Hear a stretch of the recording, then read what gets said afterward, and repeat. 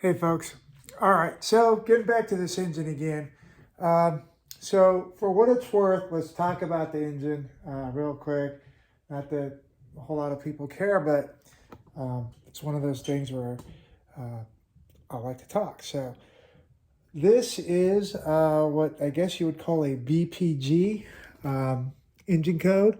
It is the Audi VW engine code for the engine that goes uh, longitudinal mounted engines that go in the Quattro all-wheel drive A4s. The BPY is also similar to this. And then there's another engine, a couple other engine codes that I forget. The engines that go in the Passats are essentially mechanically the same, but the accessories are different because the Passat engines are mounted transverse because of the front wheel drive orientation of the Passat. So this is basically the workhorse of the VW Audi group for the mid 2000s. It was in the A4 probably from late 2005 to 2008. Again, in the Passat in that same era, 2006 to 2009. And I believe maybe in like the A3 and some versions of the Jetta as well. This is the younger sister of the previous generation to this engines, which were the 1.8T engines.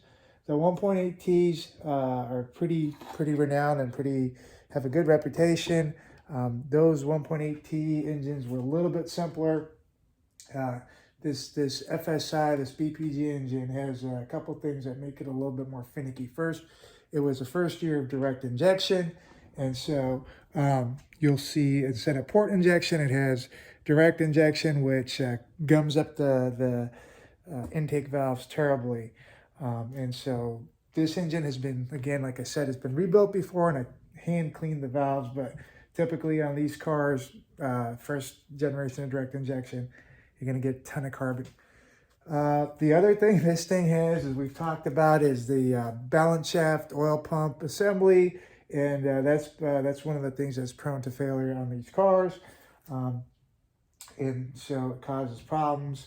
One of the other things is with the fuel injection it has, it's got the high pressure fuel pump, and that rides on a lobe on the intake cam. It kind of runs the HPFP. Again, being like a first generation kind of technology, it had a lot of problems. The first run of the intake cams were prone to kind of deforming and causing issues with the fuel system, or the causing it to eat through the follower into the HPFP. Got a couple other faults and issues with it, but those are really the main ones for this generation. Just looking at this particular engine real quick, this isn't exactly rocket science. It's oriented in the car longitudinally. So the passenger side, you'll have the turbo. As you can see, the turbo in the car is a pretty tight fit. Obviously, when it's on a stand, it's much easier to get to and do stuff on. I took the alternator out before I took the engine out, but the alternator sits in this groove right here. Here's your plastic intake manifold, your PCV system, obviously your valve cover, your coils, and then the HPFP, and then your vacuum pump and your timing chain cover. So another interesting thing about this engine is it's going to have a timing belt, to keep regular valve timing. And then it also has a timing chain back here to keep the cams in time, and to allow, I guess, the HPFP to run on the intake cam. And then you got your vacuum pump, which I guess utilizes vacuum for your braking system. Your cooling system is a mishmash of hoses. Once it comes apart, it's really not as weird and complicated as it looks. But as it sits here, it looks like a spider web or a rat's nest of plumbing. So if those things leak while the engine's in the car, it's a pain in the ass to address, especially the couple of the nozzles or a couple of fittings in the back that are prone to leaking. But otherwise, when it's properly maintained and with a bit of good luck, this is a pretty solid engine. It's a peppy little engine. It's rated about 200 horsepower, 200 feet-pound of torque, somewhere in that area, like 197 and 200, somewhere around there. So, you know, it's not a powerhouse by any means, but definitely with when it's running right, it's peppy and it's fun to drive. All right, so I think what we'll do is we'll go ahead and start with the PCV system, or at least get the PCV hoses out of the way, get the HPFP, the high pressure fuel pump, out of the way, remove the timing chain cover vacuum pump, and then like I said, the PCV, the positive crankcase ventilation system, and then the valve cover, and then that'll at least give us a peek into the top of the cylinder head, and then we'll remove the head, turbo, and then just go down the chain with the accessories. One of the things I want to check when we get to here is this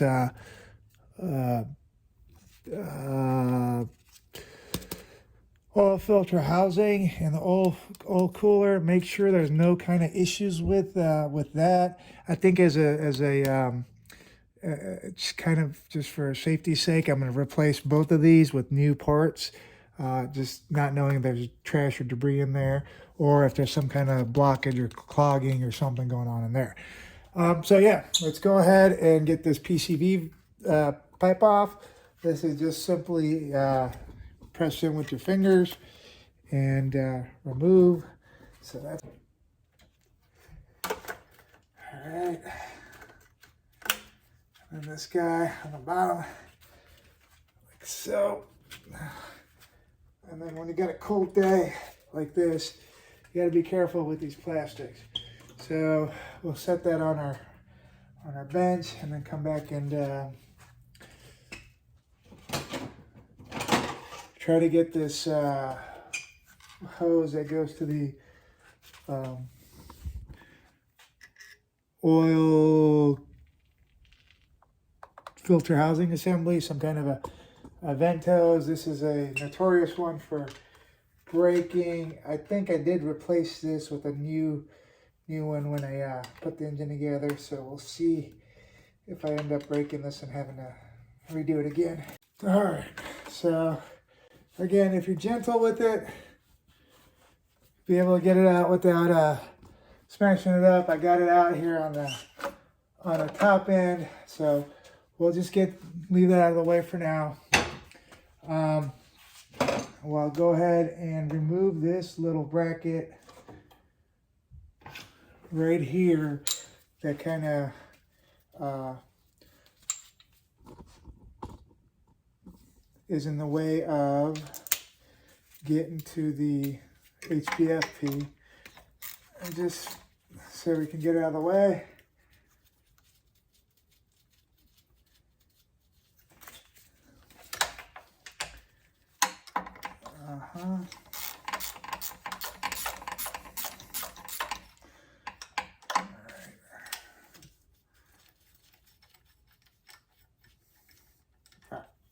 So a bracket that holds up the plastic engine cover when the engine's in the car. Get that out of the way. And then for the HPFP, you have this Schrader valve. I think it's a 13 millimeter nut that will remove the Schrader valve. It'll give us access to the Torx for the HPFP. So using a 13, and we'll remove it. There we go. And then it'll just spin out. Now, because this engine hasn't been running a long time, there should be no fuel left in here, but this is the method that you use to relieve pressure on the HPFP if it had, oh, look at all that fuel go. So either way, just a little bit of a dribble, no big deal. We'll put this back in the pump as soon as we remove the pump. The pump is held on by 3 T30 Torx screws. And we'll go ahead and knock them loose and zip them out.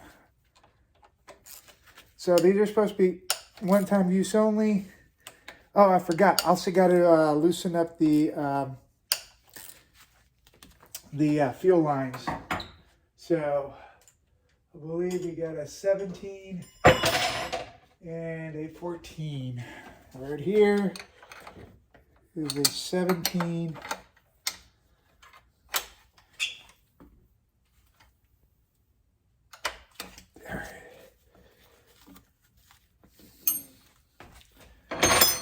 So this is a 17. I was able to spin it loose. There's two styles of these fuel lines. The early ones prior to 2007 or 8 are these hard lines. Some people don't like them because of the this other bolt here on the inlet line that you need to get a triple square up and into from the bottom. But you know, it's not the hardest thing in the world to do. Anyway, so that fuel line's loose on this end, and then we got to find our triple square. I think it's an M8 if I'm not mistaken.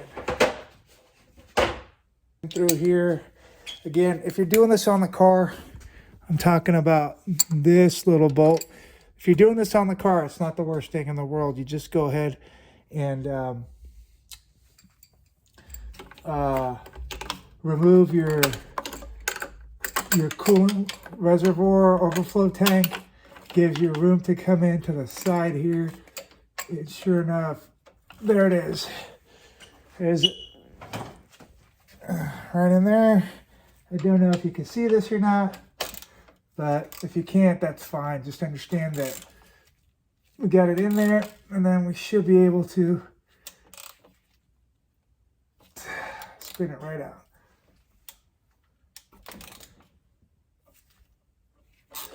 And there it comes. But if you're doing this on the car, you gotta be super careful not to drop this bolt into the engine bay, because it's a pain in the ass to retrieve. This block has a bunch of gullies and areas for it to get lost in. Again, M8. Oops. And just a little bolt.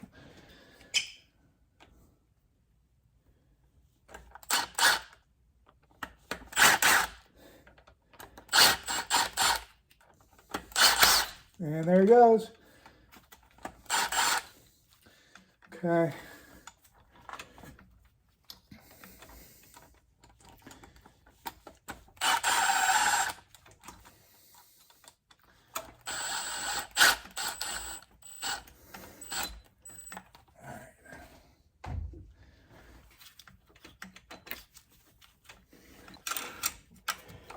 All right.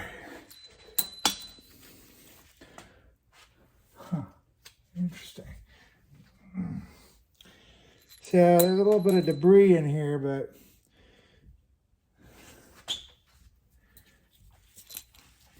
looks like, and mind you, this wasn't driven at all. It's a brand new O-ring, but this O-ring is got chewed up. So just be careful installing your high pressure fuel pump. Brand new follower. We'll set those aside. I'll make myself a note to get a new O-ring for the fuel pump. So get this guy in there. All right. Like I said, I'm going to replace the Schrader valve. But as you can see, we did a brand new cam, intake cam, and we rebuilt the engine, and that's a brand new lobe. Even that being a brand new lobe, you can still see a little bit of wear on it. So, you know, it's just the way that system runs.